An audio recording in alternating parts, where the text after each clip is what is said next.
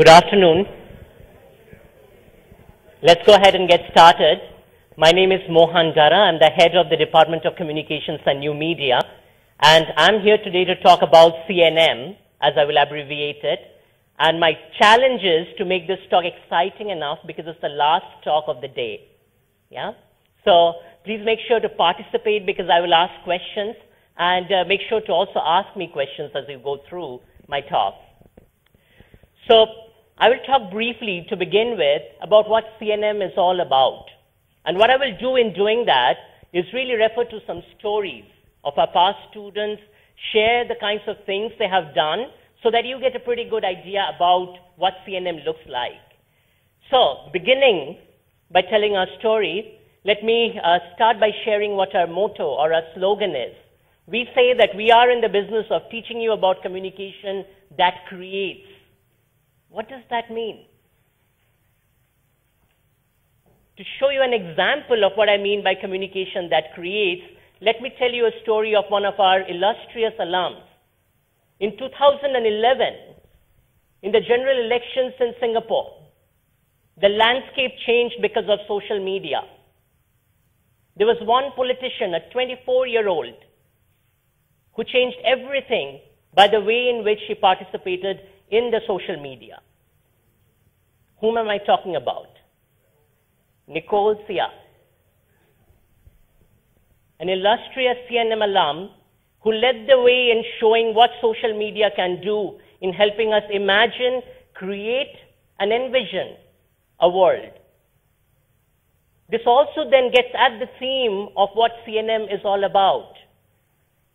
We seek to teach you about how to use communication, how to use communication technologies in order to envision and actively create a better world. In this particular case, Nicole's Facebook liking went up to 18,000 pages overnight. Overnight, she became one of the topmost politicians in terms of public opinion and in terms of liking in new and social media. How did she do it? How do many organizations that try to use social media to reach to large number of audiences do it effectively, but also do it meaningfully? One of the things about Nicole that was said was that she is a politician that had a lot of integrity on social media. She did not come across as fake. She came across as authentic. So we are also not only about teaching you how to use communication, how to use new media to create a world, but do so with integrity, with ethics, and in a way that actually works toward creating a better world.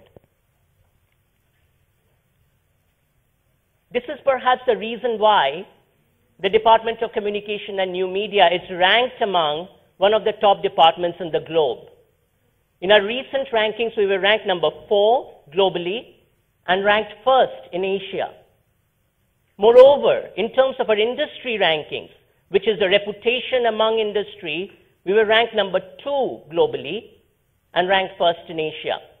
What that tells you is that what we teach our students about communication, how to leverage it, how to use it, is something that the industry looks forward to and looks toward.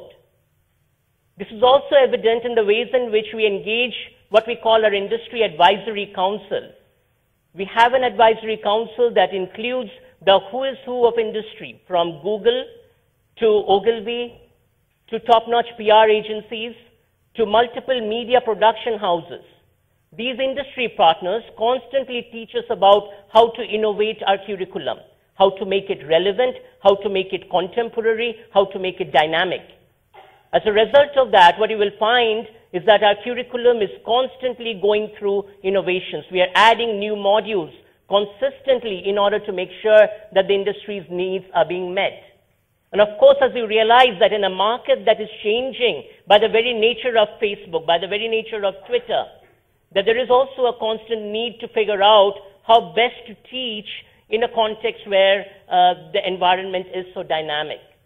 As a result of this, what you will find is that a lot of our modules are going through shifts, are going through industry intersections, and are also going through recalibrations.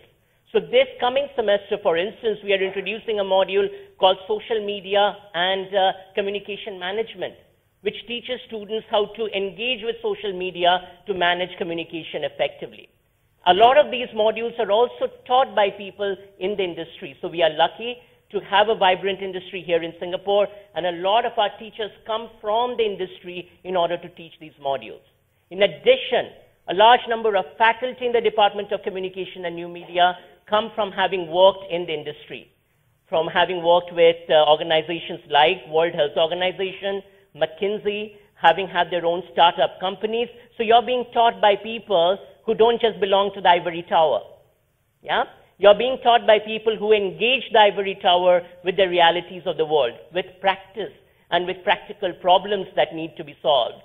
A large number of your teachers serve on advisory boards of organizations like UNICEF, of World Health Organization, advising them on how to learn and run large-scale campaigns, or how to leverage social media for reaching out to publics. And these are ways in which we bring our instruction, our teaching, connected to the realities of the world. So one of the main things in terms of new media that has happened today is that the media has converged. What does that mean?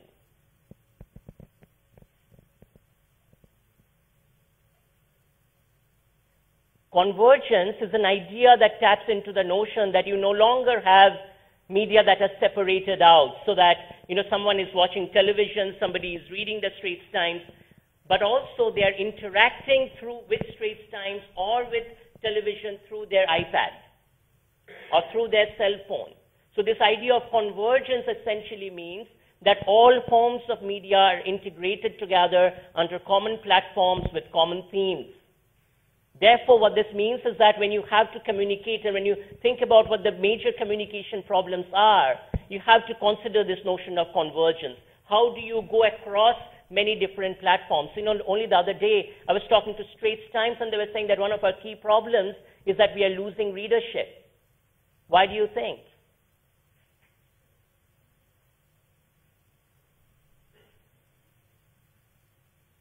Where do many of you get your news from? Do you go to the paper version of a newspaper to read your news? Where else might you go? Pardon? Okay, you might go to the internet, you might go to the World Wide Web, or if you're like me, you might go through your own Facebook to look at what links others are posting and then follow those links to read a story. So what does that mean in terms of how Straits Times gets to cover its stories and write them?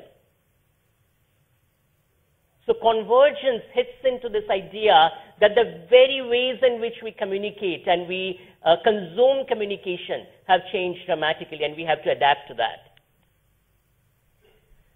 So in CNM, you get a new media framework that engages with 4 key points that you will see highlighted here. New media engage with data, meaning you have to pay attention to the vast amounts of information that are available to you today. So there is something called data mining. So if you data mine Facebook or Twitter, you can see what are sort of the top trends. But how do you make sense of that in terms of the ways in which you communicate with your audience? That's an important problem. So we teach you how to make sense of what's called large data or big data. We teach you how to make sense of data through strategy, meaning how do you communicate strategically? Once you gather information, how do you craft messages that are going to work with your audiences? Particularly so, work with your audiences that are pretty active. What does activity mean in this sense? So you see, many large organizations, for instance, say, okay, it's pretty trendy to have a Facebook account, so we will have a Facebook account and run a Facebook campaign. Often, though, that fails. Can you tell me why?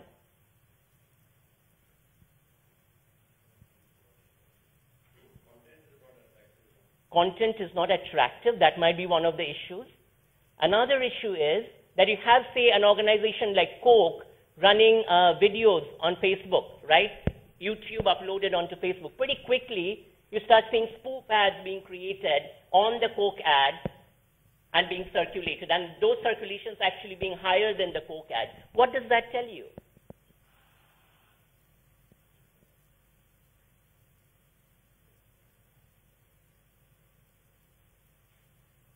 It used to be that you could just create an ad, put it on TV, and people will just take it. Not anymore. People interact with your messages. If they don't like your message, they can create counter messages that challenge those messages. So you really have to engage if you're going to engage with the social media and use them. You have to participate in them as if you're participating in a dialogue. It's not enough to put a message on a channel and think that it will change people's attitudes.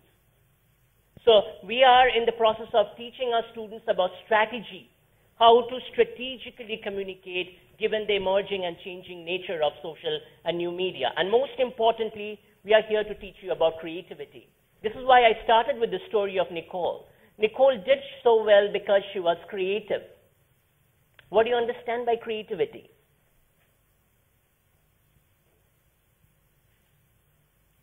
What makes someone creative?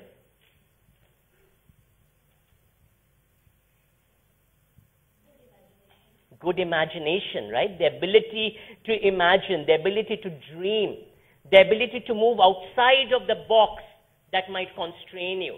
So one of the hallmarks of our education is, on one hand, we are teaching you about data, how to make sense of it through strategy, which is all pretty straightforward. But one of your biggest challenges as a media person or as a new media person going out is how to be creative. And we teach you creativity through modules such as interactive storytelling, digital storytelling, through modules such as critical thinking in communication. These modules actually foster your analytical skills, your ability to think through, and your ability to develop new kinds of imaginations. So new media education is grounded in three basic components. One is we train you in arts and humanities. And you will see some examples pretty quickly, but we have modules on media art. We have modules on artistic creation and storytelling. So in these modules, students learn, for instance, how to create artistic expressions using new media tools. And we also, at the same time, focus on the humanities, which means that we strongly believe that a good new media education has to be founded in critical thinking, in the ability to think as a human what it means about how we are shaping the world. And surely there are many problems in the world today as we come to live in it, and it's important for you to think through those. For instance, what does it mean when you work for an oil drilling company and run a marketing campaign for them? Right? You have to think about consequences for the environment. So a basis in arts and humanities hopefully grounds you in that really broad understanding of the social and cultural processes within which we are immersed. We also give you a basis in technology. We have modules on human-computer interaction, on computing, that actually give you education and training in interactive design and aspects of design, where you're actually learning to create video games, where you're actually learning to create apps on the basis of the modules. And then we give you an education that is grounded in the social sciences, meaning how to systematically look at data, how to make sense of the data, and how to understand the world from looking at the data. So broadly then, there are three areas. If you have the CNM brochure, I suggest that you open it up and you will have a good sense of it. There are three areas in which we divide ourselves. One is media studies. This is a combination of social science and humanities. This area gets into the workings of new media. What are the processes through which new media work? What works in new media? What are the ways in which new media impact society? What are its intersections with politics, economics, culture? Interactive media design is the area that focuses on technology and art. Here you have modules such as digital culture and art, digital humanities, digital storytelling, playable art, interactive media arts, where you're often creating interactive media objects or new media objects based on your use of technology, of course, infusing art and creativity into it. And finally, we have the area of communication management, which is about using communication strategically to create and craft effective messages. So this part teaches you how to run an ad campaign, how to run a public relations campaign, People coming out of communication management area work for many large-scale PR and advertising firms.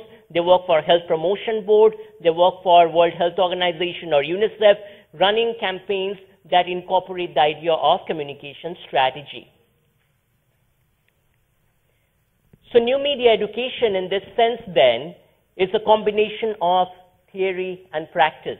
You notice here that I put theory at the center. A lot of times, and I even got this question just a little while back, people ask what's the difference between NTU and NUS? And for a lot of students interested in communication, I think this is a natural question. Of course, a heuristic answer off the top of my mind is that NUS is much highly ranked than NTU. But beyond that, if you want to get into the nuts and bolts of it, what I say is that we are focused on theory first. In other words, we say that you cannot be a technician or tactician if you want to excel in communication. You first have to learn theory, and that's why we are in NUS, where our emphasis is on building your skills to theorize, to analyze critically, and to imagine.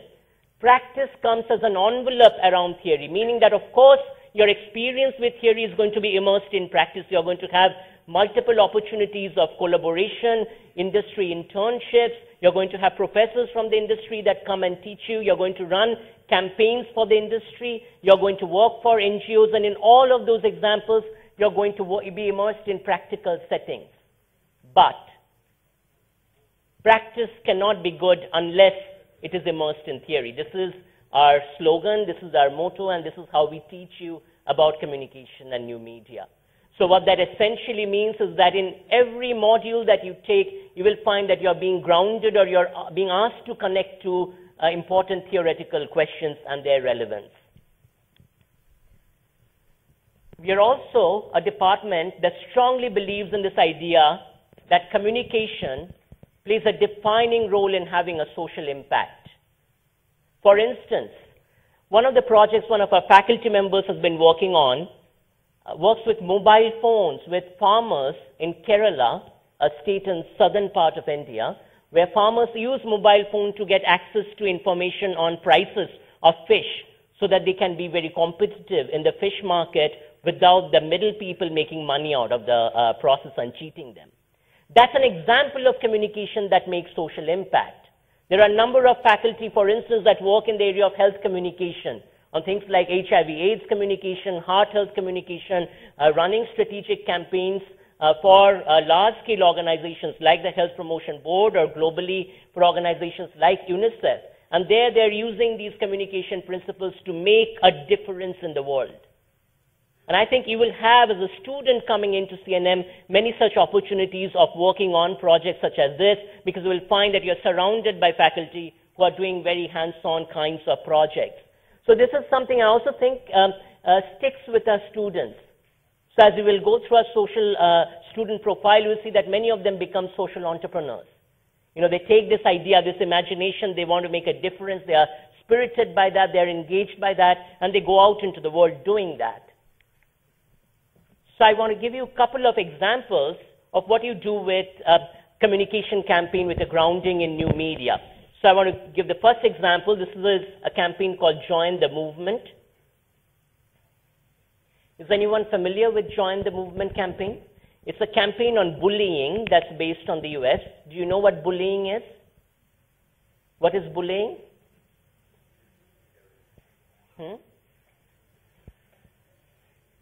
What is bullying? Bossing around, harassing, where kids in the same class harass someone. Now, we usually, will laugh or respond with humor when we think about bullying, but this is something very serious. Bullying has huge impact with often some kinds of bullying leading to depression or even suicide. So this is a campaign that uses new media to create awareness about bullying. So I want to play a part of it so that you get an idea. So this is the campaign website. What the campaign does is that it actually is built around a film.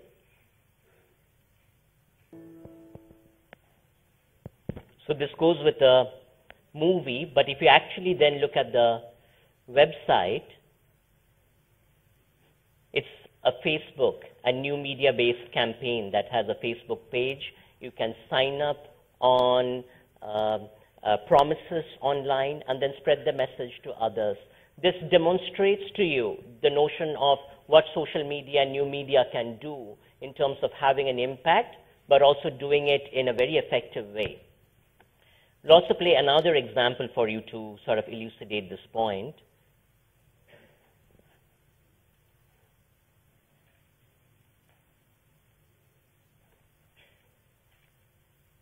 So here's another example. It's called freerice.com, where people actually play on the website with a quiz. And each time they get an answer correct, there are 10 grains of rice that are donated for the hungry. And again, this is a campaign that picked up very quickly and very effectively, made a difference in terms of generating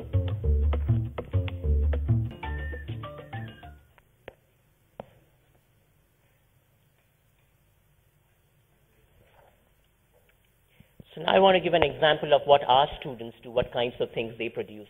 Pitch It is a Singapore-wide marketing competition that is run by CNM students. So this is somewhere CNM takes the lead. In a sense, our students organize this campaign competition, and students from across Singapore come and participate around it.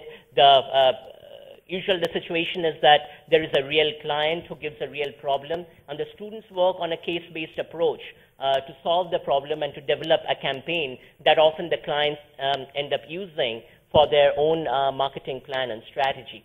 So let's again take an example of how our students promote this to see how the work is actually done.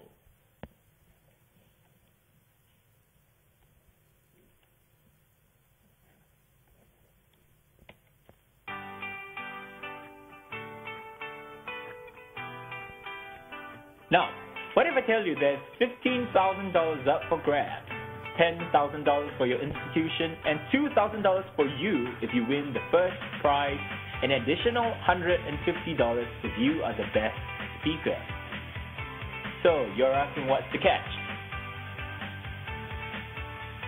Well, all you've got to do is to come up with a reasonably sound marketing plan and pitch it to us.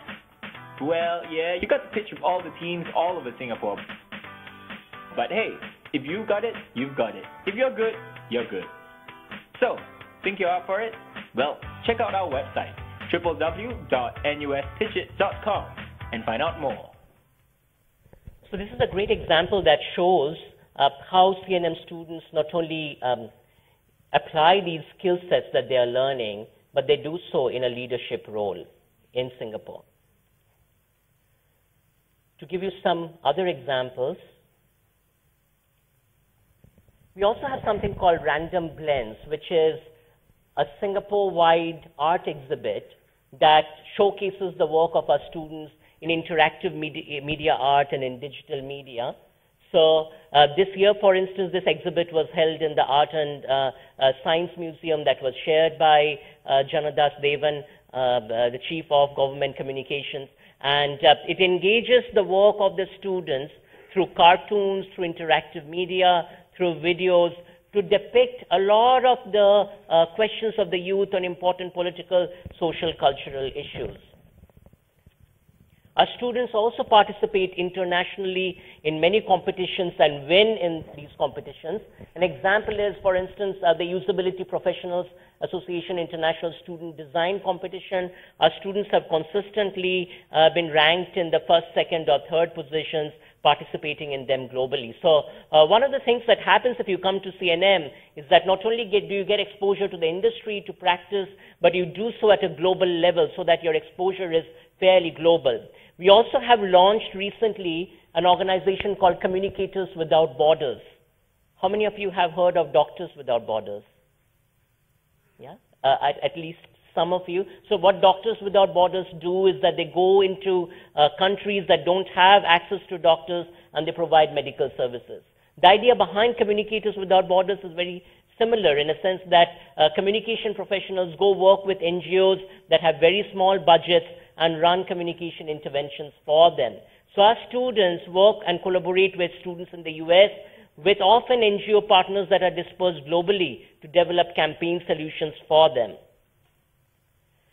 So there are few key points that relate to our media education. One is that we pride ourselves in flexibility, meaning that you get a curriculum that allows you to combine. Remember how I told you we have 3 different areas, right? But you're not tied to any of those areas. So you can, for instance, develop a plan of work that combines media design with media studies, with communication management in a way that is meaningful to you. You can be flexible, you can move around from module to module, and you can create a mix that is meaningful to you. As I said, we really emphasize theory, and hopefully through that process, we ignite your creativity, your desire to have an impact through creating and imagining new applications, new softwares, or new communication strategies. We also emphasize this constant bridge between theory and practice. We send you out into the industry. We make sure that you have internships. At the same time, remember, we emphasize flexibility, and what that means is that not every student we recognize is going to need the internship or want the internship. So we leave it up to you to decide if you want an internship, but if you do, you get our full support in securing one. We also highlight this notion that communication practice has to be guided by ethics. You know, I'll give you an example. Often think about the profession of public relations, which is a communication profession, right? And if you look at the public legitimacy of public relations, often it is ranked pretty low. So we say that public relations has a public relations problem. Why is that?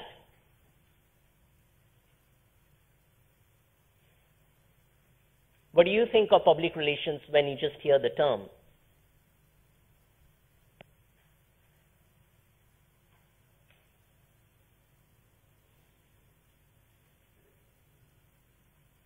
Do you think about spinning, making something that isn't? Safeguard the company interest. You hear about things like, okay, crisis communication or crisis response, right? When we say ethics at the heart of practice, what we mean is that we say that public relations or strategic communication that does not have integrity is poor strategic communication. What does that mean? If you have a faulty product, and you're trying to put all these jingles around it to try to push it, it's not going to work. Why? People are not stupid. So it's really interesting. You know, I often consult with companies that will say, okay, so how do we use Facebook? And then they will say, can you teach us how to tell a story better? And my point often to them is, you got it wrong. It's not about telling your story. It is first and foremost about listening. Right, being responsive to what the others are saying and really being able to engage with that in terms of how you develop your design, how you develop your product, and how you communicate with your stakeholders. And finally, we take a multidisciplinary approach, meaning, as I said, we bring in arts, humanities, technology, engineering, computing together so that you really get a broad overview and at the same time substantive grounding in these aspects of communication. We also have a large number of partnerships. We have partnerships that are global in scope, meaning we have partnerships with international institutions. We also have partnerships with international companies that can give students an opportunity to have internships abroad or work with companies that have a project located abroad. In addition, we have a dual degree of communication and business, and also communication and computing that we have been working on.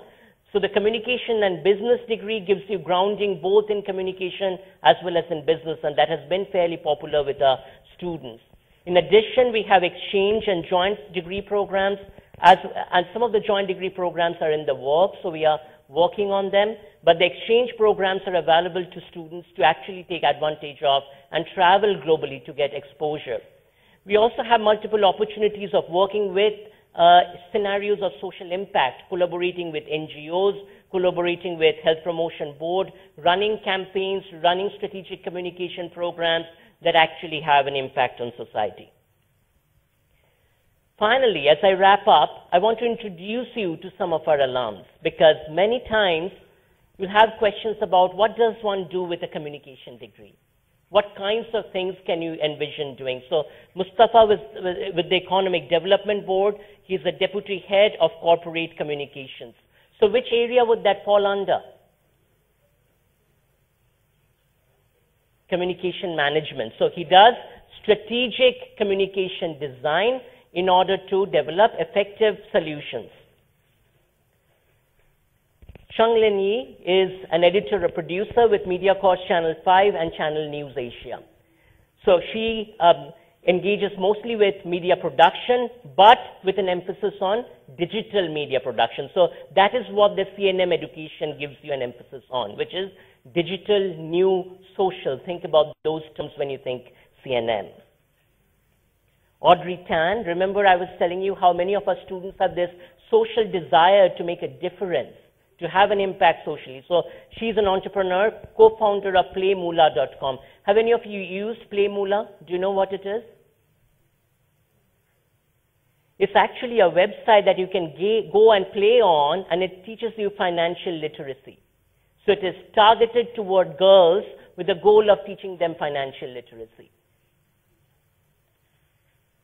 Julian Lim is with OCBC Singapore. He's the VP for Marketing and Social Media and Corporate Communication. So that is again in the broad area of communication management. So quickly, Audrey was in what area? Somebody that is designing website, interactive format, interactive games in media design, right? So she's really using those skill sets with respect to development of applications and games. Jeannie Chan is OCBC Market Research Assistant Vice President. So which area again would help in developing this particular profile? Market research, data-driven research, data analysis. Media studies. Remember we talked about how media studies delves into what is the relationship of communication with society, how is communication received by audiences, what are the effects of communication and new media. Pratishi is with Solidarity International. She is the team leader of WASH, which is Water Sanitation and Hygiene Cluster Project in Southern Sudan. So, I'll give you a few examples. I'm delighted to talk about more examples, but the CNM mantra in a nutshell is that in the contemporary new media environment, you have to be dynamic, you have to be flexible, and you have to be creative as it comes to offering media leadership in terms of the shifts and the changes that are going on constantly in the industry. Every day, people are innovating in the ways in which they consume media and how they relate to them. And you have to be dynamic and flexible to be open to understanding that, and then to be developing your communication in meaningful ways to adapt to that changing and dynamic environment. So the media landscape is constantly changing, and if there is one theme that is constant, that is change. And we hope that we train you and teach our students to learn to adapt to this change and to be flexible toward that in a multidisciplinary way. And as we do all this in CNM, we have a lot of fun. So through the experiences interacting with industry, through your interactions with faculty, through your interactions with other students, you get multiple opportunities of creating and catalyzing your creativity that is, of course, guided by a solid educational grounding. So I come back to the mantra that sort of holds CNM together, which is the mantra of communication that creates, meaning that we constantly have to look at the ways in which we can foster the creativity of your students so that they can be the leaders of tomorrow in creating and imagining a better Singapore, a better world, and hopefully through that, suggesting new ideas and coming up with new thoughts. Thank you.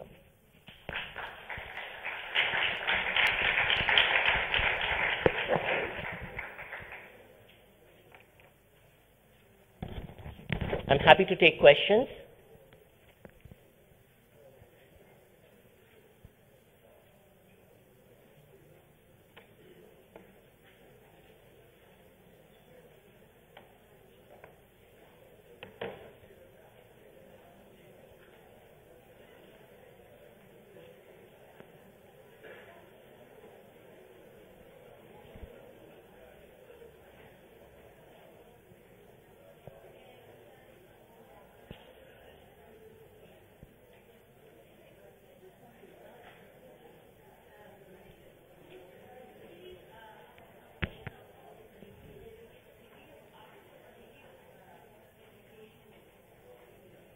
So the question was, after the completion of the 3-year degree, what kind of degree do students get? The students usually will get a BS or a BA depending upon the track they are choosing in arts and social sciences.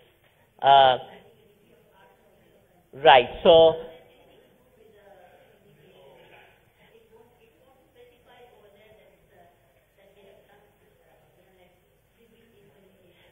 the degree certificate will not mention that, but their transcript will mention that, as well as, of course, they list there in their CV that BA in communications and new media. We have never found that to be a problem per se, because that is sort of the organizing framework of NUS.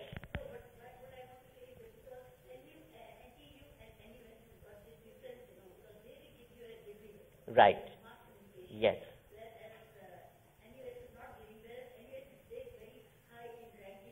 Yes.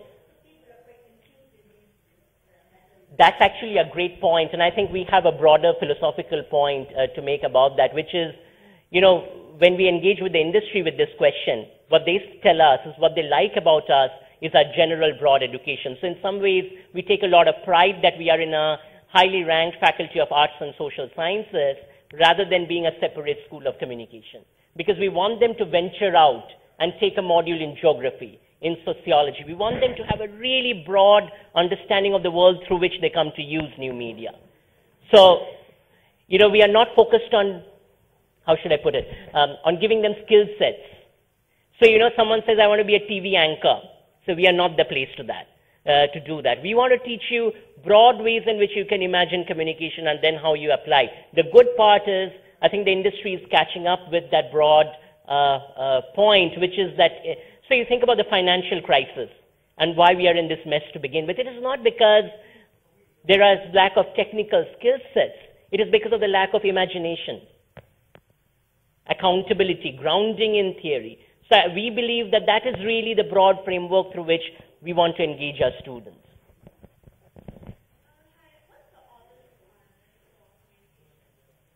The honors requirement for communication, Gayatri, would you talk a little bit about the honors requirement for communication?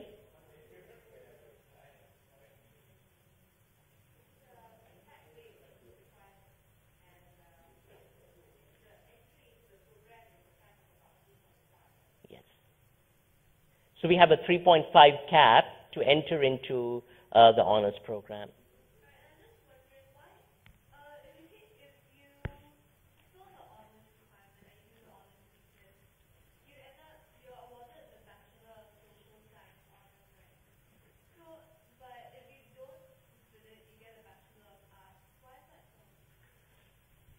That's a good question, and that is part of that is in terms of how the honors designations are allocated.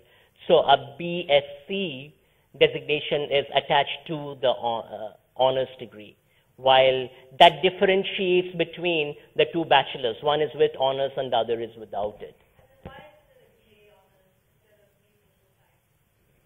Instead of?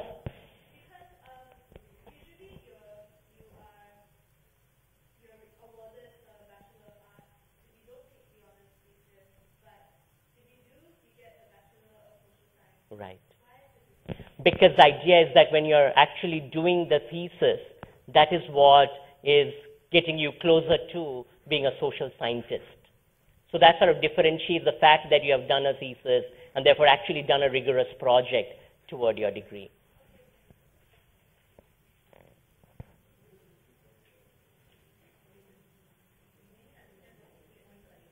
So the 3.5 is the GPA requirement to be eligible for an honors.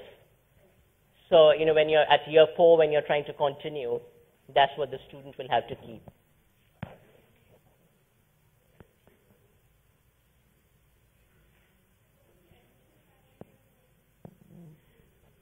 So once you're admitted into the Faculty of Arts and Social Sciences, there really isn't a criteria per se. So, you know, the first module that is listed there is NM 1101. So you just enroll for that first module and that's it. We used to have a B- gate before, but because of the high demand of students, we have removed that gate now.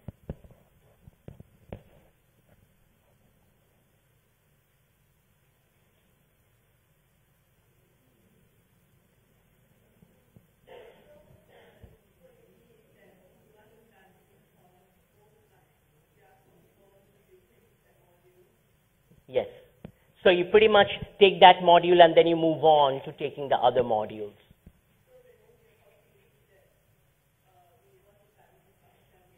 No, no. If you want to study it, you get in. We do, of course, when we have removed the prerequisites and the requirements, what happens is that we will guide you toward what modules to take. So we will suggest, for instance, you start with 1101, then take 2101, then take 2103 and 2104. But even that's not a requirement. We wanted it to be flexible so that you can combine in the way it fits your needs.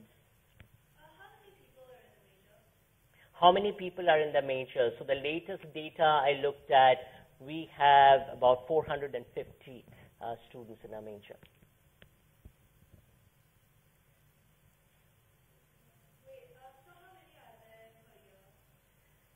So that usually varies. My support staff aren't here so that they can give me the latest data. But somewhere around, I would say, between 120 to 150 is the range that we try to keep it at. And what happens is that with the introductory modules, these are taught in large lectures. But as you then move on and take more advanced modules, your module size becomes smaller and smaller and smaller, so that many of the really advanced modules are held as studios or as workshops where you are meeting in groups of maybe 8, 10, 12, usually, to learn the specific design applications.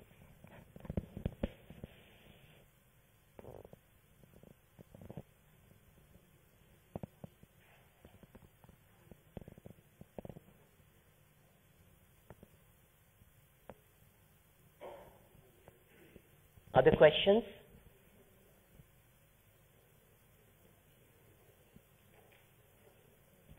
Go ahead.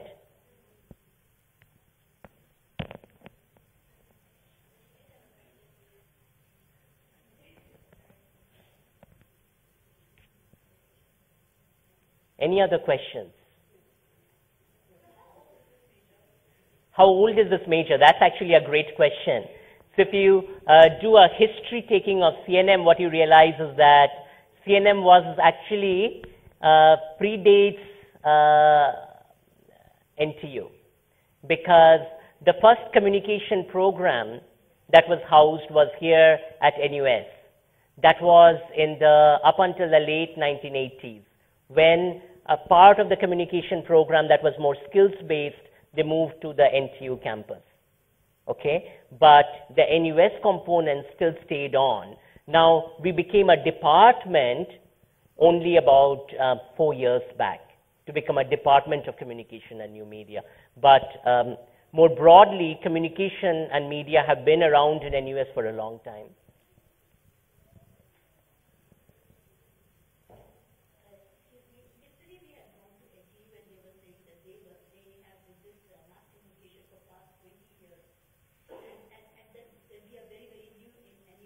Yes.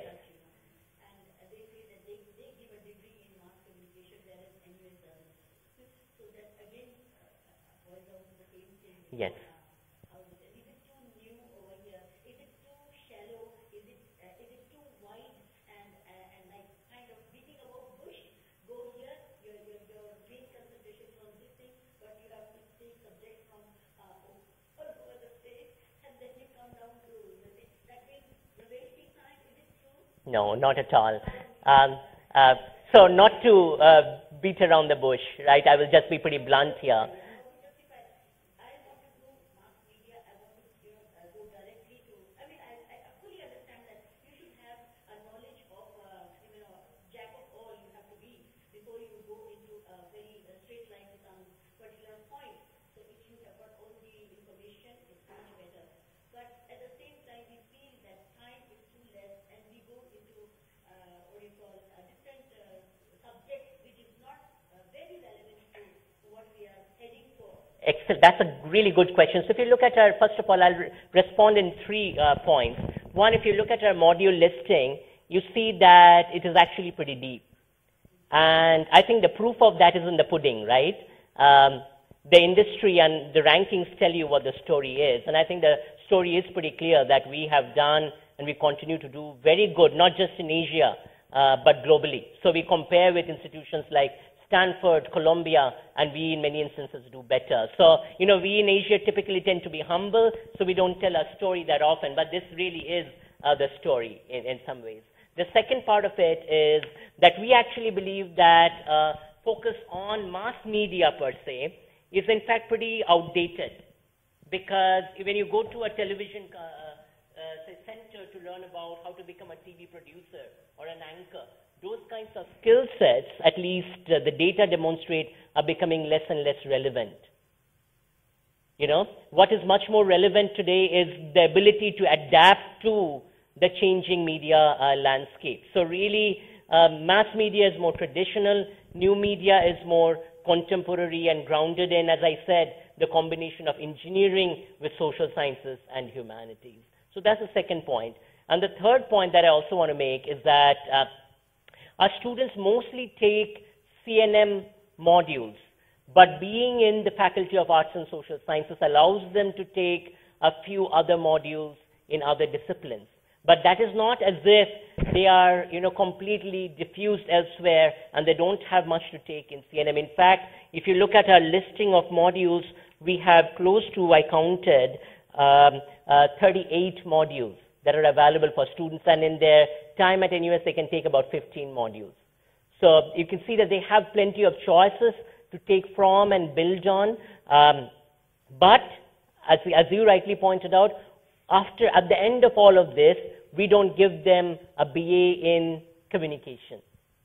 We give them a BA in arts and social sciences with an emphasis in communication. And I think that in many ways is a strategic decision for us, where we believe that they have to have a really broad arts and social science education with an emphasis in communication. So I was only yesterday talking to a producer with Channel News Asia, and she was saying, you know, Mohan, I really like this notion that you guys don't just focus on production, where it is production 1, 2, 3, 4. They're taking a series of skills-based courses to become a skilled technician.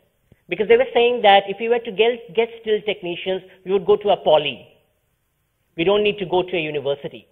So what happens is, when they have people coming in with those skill sets, they're saying that they know the skill sets, but we still have to teach them from all over again.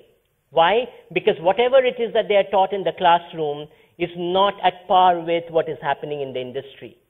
But they are saying what is much more needed is someone who comes in and creatively thinks and imagines and is able to say, okay, let's not do this way, but let's do it this completely other way. And for that, you need theory, you need analytical thinking, you need creativity.